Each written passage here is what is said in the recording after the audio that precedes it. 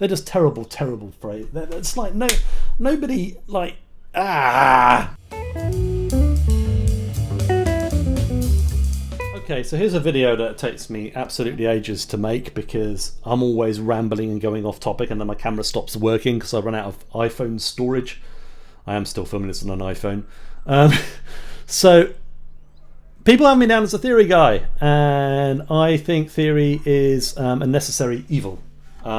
Mostly what sounds like theory is names, okay? Words are names, labels we put onto things. So I think major and minor chord is good because we know what they are generally. We can talk about minor scales and major scales. That's fine. Put the major scale on the major chord and put the minor scale on the minor chord. Okay, obviously it's not totally true that you do that, but that's basically the sort of kind of thing. It makes some sort of sense. Barry Harris uses the term dominant scale. I like that because the dominant scale goes on the dominant chord. We're good. Okay, that's all you need to know. 3 scales, right?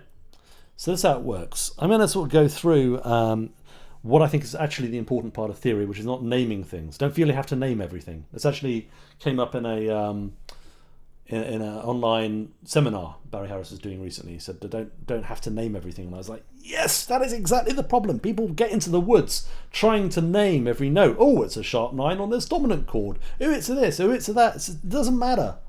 This is the practice. This is the thing you have to understand. Do this and you'll be able to play all the melodic minor modes and everything else, and it's not you're not even going to think about it. Because let's face it, people like Wes Montgomery didn't think about that stuff. Probably like even people who've been to jazz college and studied all the modes don't think about it when they actually play. Because really the important thing is to be able to play your voicings and your vocabulary in different contexts. And this is something that comes right out of the guitar. So, I mean, this is why Django didn't have to know any music theory, because look at this. This is an A minor 6. That's a D9. Right. I don't know. You don't have to be Einstein to work out that you could play maybe what goes on that could probably also go on that. Let alone this. Okay?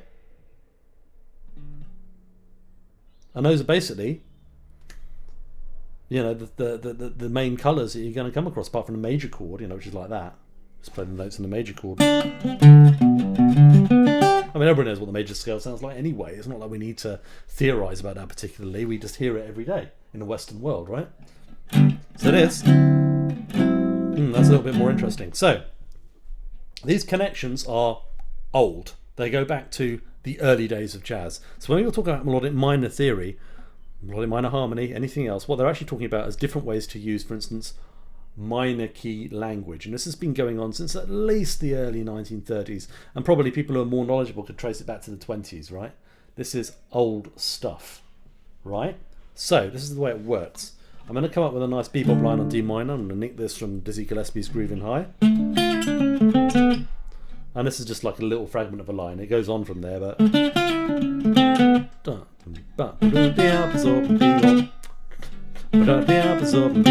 okay, that's what we're doing. Right, so I'll probably put the music up so you can see that.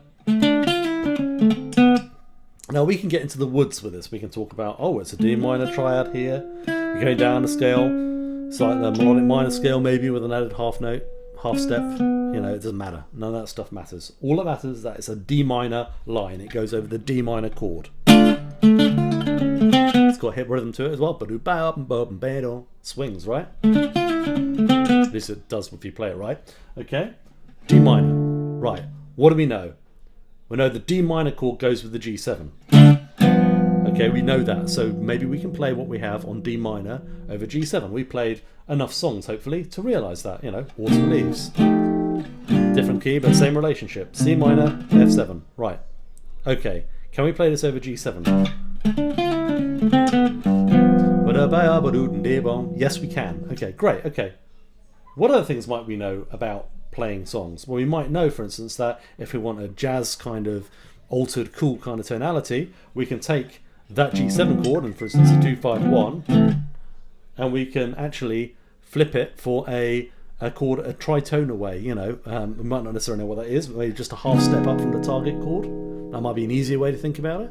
So instead of going like that, we can go B or just down by a half step, and we've got that D flat 7 going into C major or C minor, whatever it is. Oh, we can do that. Well, maybe can we play our D minor line over that.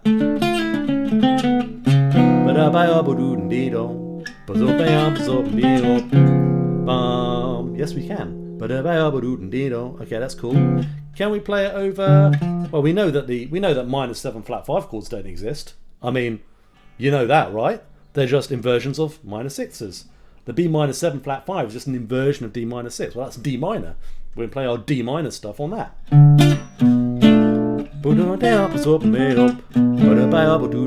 Sounds better than most of the half diminished stuff you'll know. What whole video about that?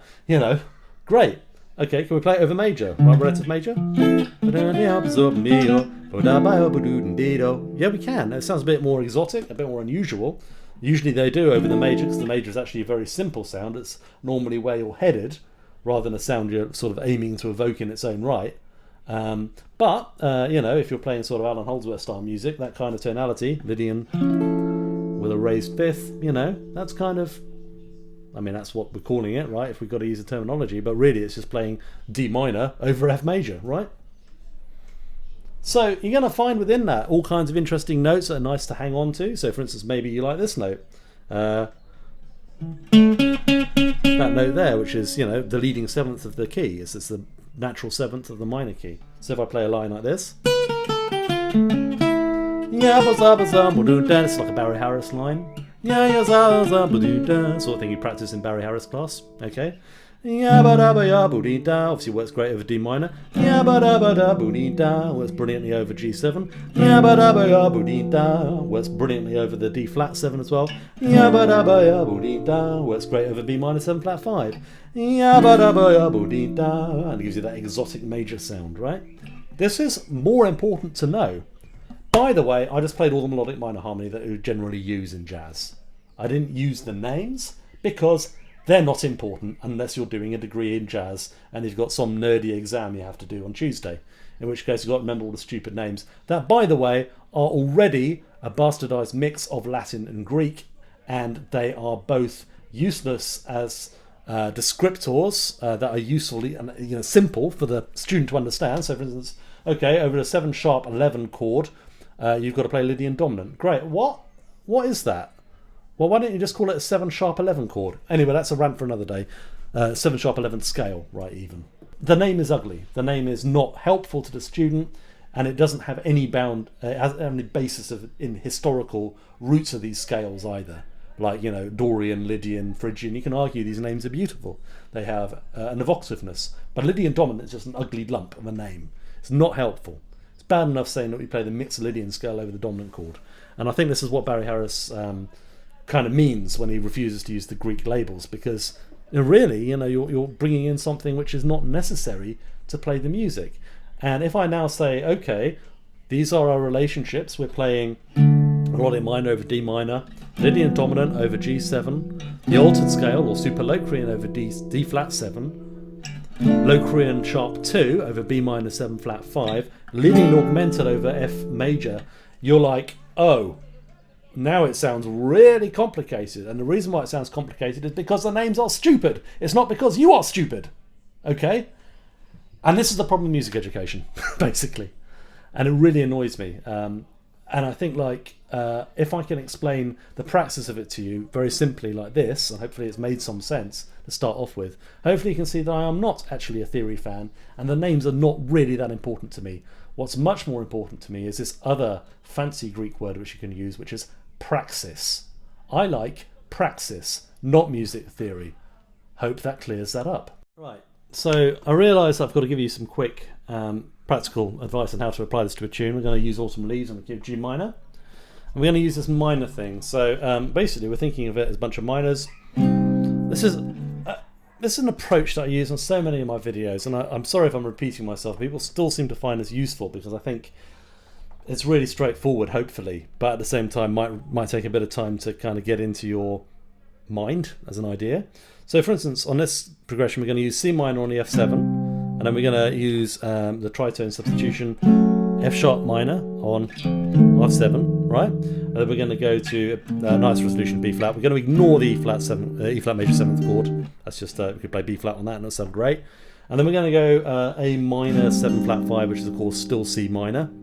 And then we're going to go and then an upper half step to our E flat minor on that chord, and then G minor, of course. Okay, so for the altered sounds, we're just using the minor upper half step, right? I mean, that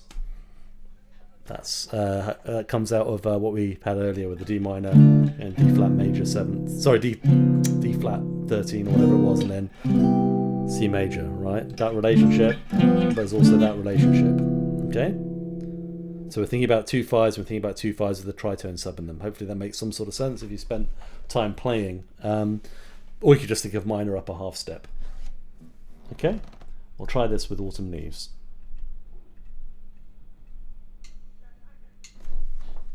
Let's use triads. C minor, F sharp minor, B flat major, C minor again, E flat minor, G minor. See a bit more of a line.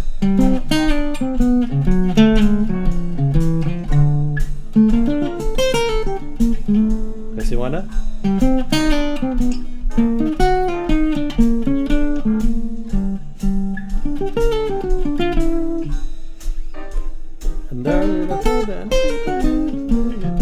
That's right,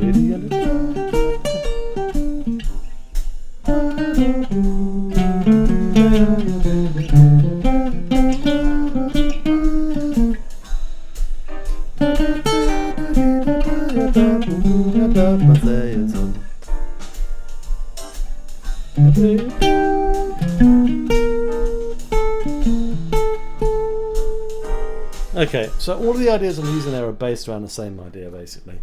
I hope you find that useful. You can. I'll just quickly demonstrate that you can do it with voicing. So we've got a cool voicing for a C minor, maybe this. It's pretty dense, pretty dark. Again, we can do the same thing. And then resolve to major. And we'll stay on major because it sounds great for E flat. And then we do the same thing here. So we've got this sound again. Okay, and then we go to this, which is, and then this for G minor, right? So we're just using the same shape up and down the neck. So this is kind of an A minor 7 flat 5 kind of shape with a 11th on top. And we want to look at it that way, which of course relates to C minor, of course. But that's the link you have to learn, right? Then we go up to relate it to this B7. And then we do this. Just B flat major, simpler sound, we don't want to do anything too complex for that. And then we go, and then we can use that for G minor as well. Okay, so have a try.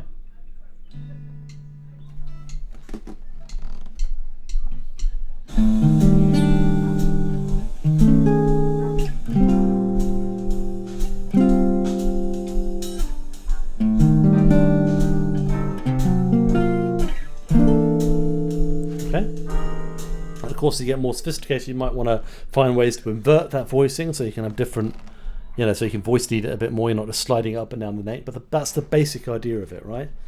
And then you go from there, and that's really the process. I hope I've made that clear enough. If I haven't, please ask below, and I'll try and do. I might even do another video. I mean, why not? I've done loads of videos on this already, but just to try and get that process nice and clear, that it isn't about how much you know or all the names you know, but how you understand the relationships between different sounds and how you can use those sounds in different places to create different effects. So in the case of this minor voicing, we're using it to create this G minor sound, obviously, but then we could also be using it to create a an F7 sound, for instance. So if I'm using it like this, or a C minor sound, obviously, and then F. As an F7 voicing, it's like that. As a, for instance, an F altered voicing or a B7 voicing, it would be like this. So, like that. And then, of course, as a half diminished voicing, you can get that with the stretch. Yeah, and then. Sorry. And then So hopefully that all makes some sort of sense. I think if you apply these things throughout your music, it can definitely help generate new ways of using things and new ideas, but also kind of get maximum use out of all the stuff you already know. Hope that's helpful. Thanks for watching.